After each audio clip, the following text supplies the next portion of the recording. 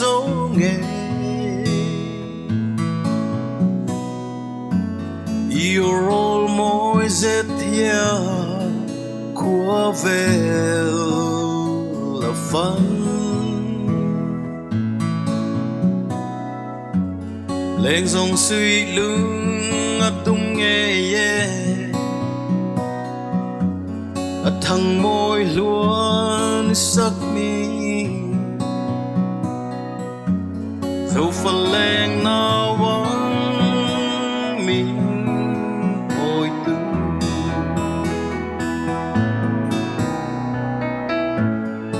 liệt ta mô vẫn lại bơ dối tư ram thiên sir và lên nhớ na dài tua ren cầm dài ren gần ren lâu mà sẽ kia dài ren lâu tên Famkhua i lôi ta si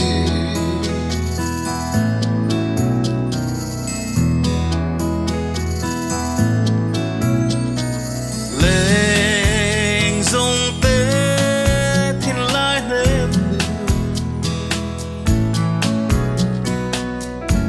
ở cha mi sắc mel môi dài vô lại có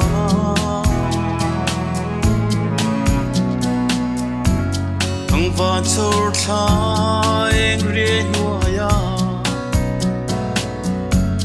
ver cuồng trôi ô rose chua in lại ở phần riêng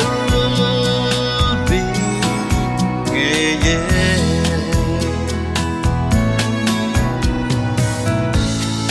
thiệt ta mô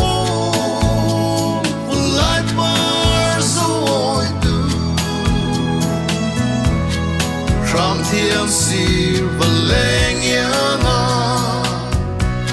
đi dài tua ren cầm dài ren cần ren lâu mà sẽ kia dài ren lâu tên Famkhua i lôi ta si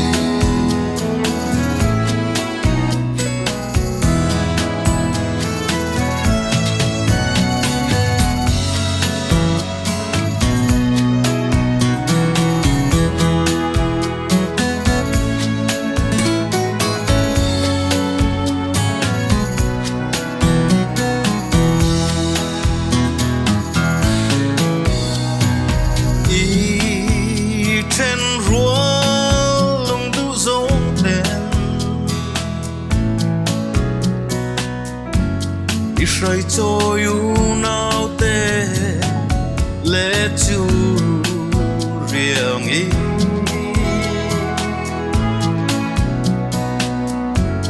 em thia mong hiền căn môi xì lâu rau tha tơ rung tia la anh lung lai lên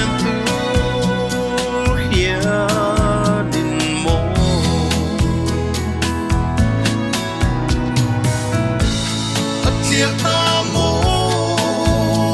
vẫn lại bơ dối tư ram thiên sir và lên nhớ na đi dài tua ren cầm dài ren cần ren lâu mà sẽ kia dài ren lâu tên Famkhua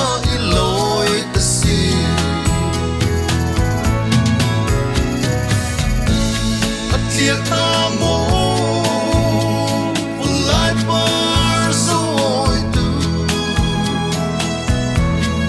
ram thiên sir và lên nhớ na đi dài tua ren cầm dài ren cần ren lâu mà sẽ kia dài ren